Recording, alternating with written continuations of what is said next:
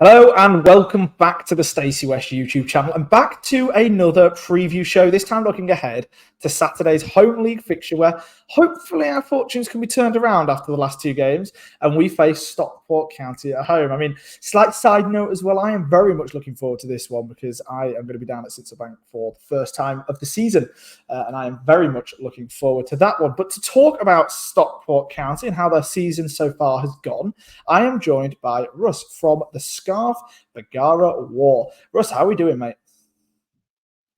I'm all right, yeah. How are you?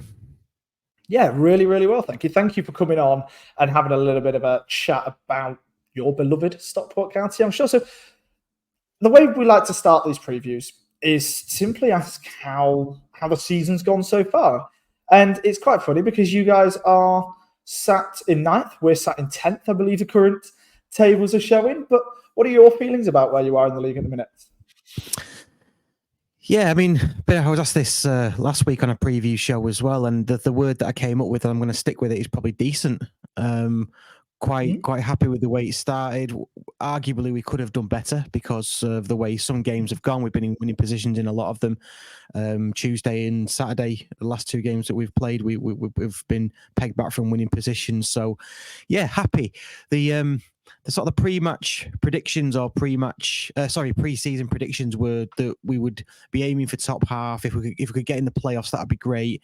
Anything above that, obviously, clearly is a massive bonus. But yeah, we're on a kind of a 7-year plan. We've got another 3 years left of that 7-year plan to get into the championship. So 18 points from 11 games, plus 6 on the goal difference. I'm fairly happy. I'll be honest with you. I mean, look, a newly promoted side being where you are at the minute, it's kind of difficult to be unhappy, you know, even if the other promoted side for example, Wrexham and Mansfield being higher up than you, it's not exactly like it's much to worry about this early on in the season, and it's not like you're looking over your shoulder so early, which is great. I want to pick up on something you just said there as well about it's kind of Joe Hart style, a little bit decent because you have been pegged back from winning positions in recent weeks. And that's kind of one of the things that stood out for me when I was having a look ahead to Saturday, that you're on a bit of an unbeaten run, but there's quite a lot of draws in there. Why do you think that is? Is there any particular reason for that? Is it the fact that game management isn't actually being as strong as you'd like? Or is it just how good the league is that you're getting draws when maybe in other seasons or under different circumstances you could be getting losses? Yeah, I think it's probably the former. I think it's more down to game management. We've got a really young team. The team that won League Two there's very little left of that from last season. So we've come into this division. We've strengthened. We've brought in a lot of quality players. I mean, you'll know some of the names like Louis Barry, Oliver Norwood, Jack Diamond, these sorts of players. And I think our average age has gone down by something like 4 years or something from the team that won League Two. Maybe it might even be more than that. So we have got a relatively new squad.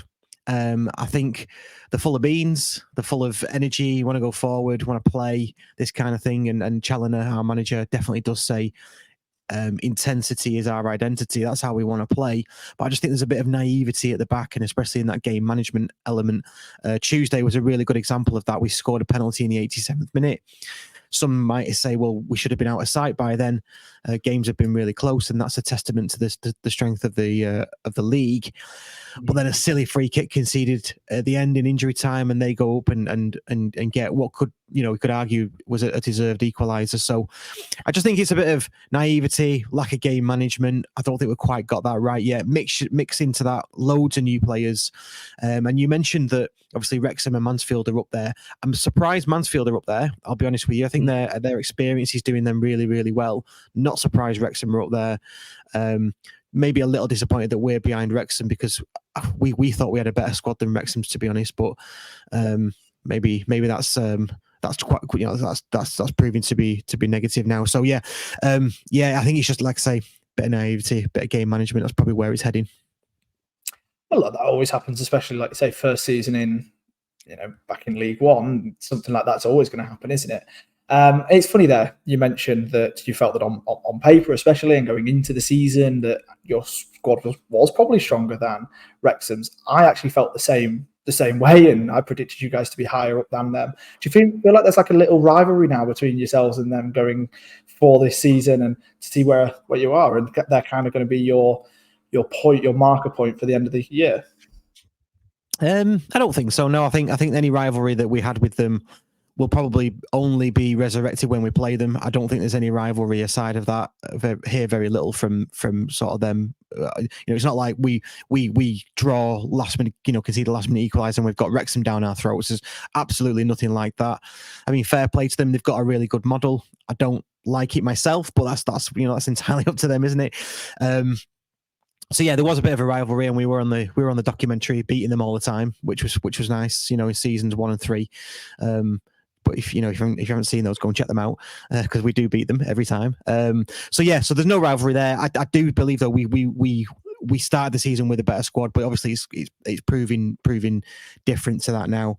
Back to us though, yeah, we're just going to concentrate on ourselves. Like I said, we're 4 years into a 7-year plan to get to the Championship.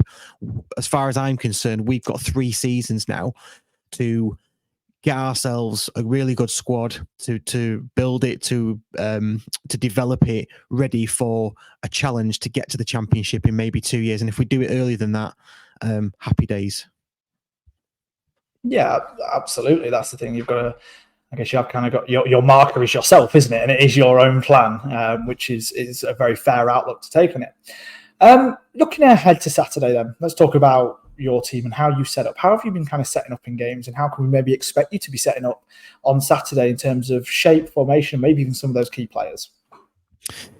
Yeah, I get asked this all the time from opposition preview guests and other podcasts, and it really does depend on how Lincoln, how you guys will set up, how it'll play out from your perspective, because we can play with 5 at the back or 3 at the back, 2 wing backs, however you want to call it, and we can revert to a 4 at the back. We've got the personnel to do that. So it just really depends. You could see either on Saturday. And then he usually goes with 2 wide high attackers. So it'll be Barry Diamond, Barry Fevrier. Just depends who Charlie fancies to get past, whatever analysis has been done on your sort of defensive wide areas. And then you'll either see our big man, Carl Wotton up front. Although he didn't start on Tuesday because he felt that Tanto Alafi was a better option, and he's more of a play off the shoulder, running behind kind of striker, whereas Wotton is a big hold it up kind of striker. He brings others into play. So yeah, I can't really give you any insight really. All I can really say is that Fraser Horsfall at the back will play and Louis Barry will play. I think pretty much everybody else, maybe Ethan Pye at the back as well, and Corey Adai in net. The other positions are really up for grabs. Okay, well, it's going to be, like I say, really, really interesting to take a look at. And it's always nice, if you have kind of got that pragmatic approach of seeing how you think will line up and can kind of change based on that. I always kind of respect a manager who can do that rather than sort of being stuck in their ways. I want to talk about one particular player that you have mentioned, Jack Diamond. Obviously, difficult time at Lincoln, but obviously a variety of reasons. What's he been like since coming to you guys? He's a player that I would like to be able to kind of thrive in League One, and has he shown the potential to do that? Yeah, he absolutely has. Yeah, he's a box of frogs. He really is. I think he's some stat on these stats that do with the X rounds and Facebook rounds. I think he's one of the ones that's, apart from Louis Barry, he's next in line in terms of dribbles this season. So when he gets the ball, he's very forward thinking. He's very attacking. He turns and runs. He tries to go past players, and I love that. He's one of the most exciting players at the club. Tough time in the past for the reasons that we all know about, but I like to think that he's got he can settle down at County now and sort of get his head down, work hard, which I can see that he has been. Keeps himself to himself by the looks of things, and just sort of really tries to get his head down and work. So yeah, I'm hoping that he's one of those ones where you can tell he's better than League One. To be fair, you can tell it, but I think he just needs a chance and a run of games. and maybe in an environment where he can flourish. I think he's definitely got that at County, and I'm hoping that he's one of the ones that we'll be able to sell on in the future for a big profit, because that's the model we're going for. So he's probably one of those ones, and I think he's only, what is he, 22 or 23 or something stupid like that. So lots to come from Jack Diamond, I'm sure. Oh, well, like I said, I'm really glad that he is kind of showing that capability to thrive so far, and obviously, hopefully, by the end of the season, you'll be talking about him even more positively than what you just have there. So that very much will be good. All right, then. Saturday is going to be a big game, but I want to know how you see it actually going. I want to know how you see the game progressing, and then obviously at the very end, give us that score prediction. Yeah, I don't know. I think it's gonna probably play out the way the last two have. I think we are a front foot team. Challoner will take it to Lincoln unless something drastic happens, within the first 5 or 10 minutes, and you're all over us. Fingers crossed. Yeah, maybe for you, yeah. But no, I think it's going to be. I can't see anything but a draw, to be honest. We are turning into the draw specialists at the moment, which is not great for us. But yeah, I think I'm going to go with, for the third game on the spin, I'm going to go for us to score, probably Louis Barry, and then you to peg us back late on. And if you do that early enough, you may even go on to win it. So yeah, I'm going to go for a 1-1 draw. Really boring, I know, but I'm going to sort of stick to type. Well, I mean, first of all, it's always nice when an opposition fan comes on and says that there's a chance that we could then go on and win it at the end of the game, sort of thing, and talk about that positively from our point of view. So brilliant. I'm going to put my own score prediction on it. I'm having a 3-4-0 win. No, okay, maybe not quite that. I think we're going to get a win, but I also think that you're going to score. So I'm going to go for a 2 or 3-1. One of the two. And again, that's very boring as well, because I'm saying that both teams score and win. But I feel like we're going to need to bounce back, especially after Tuesday night's drumming against Crawley.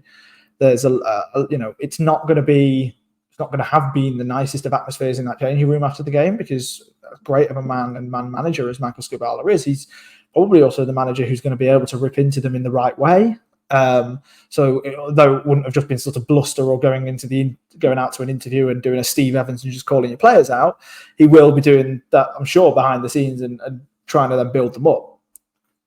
So I just feel like they're going to want to give a reaction. I want to give a reaction to the home fans as well, off the back of back-to-back losses for the first time in a long, long time as well. So for that reason, I am going to go for a 2-1, 3-1 victory. But like I say, I know how strong you guys are in attack. It won't be too surprising to see you guys score. And I don't think defensively we've been quite as strong this season as what we have done, as what we were last season. So I won't be too surprised with that.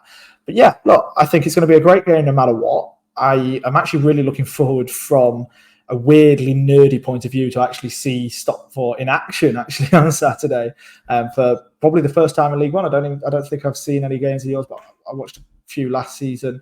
If ever you weren't playing on a Saturday 3:00 and such, or indeed if Lincoln weren't. So yeah, very much looking forward to that. But Russ, thank you so much for joining me. Make sure everybody you go and check out the Scarf Begara Wore as well. And yeah, enjoy the game on Saturday for those of you who are going. For those of you who aren't, enjoy watching it regardless. And without further ado, up the Imps.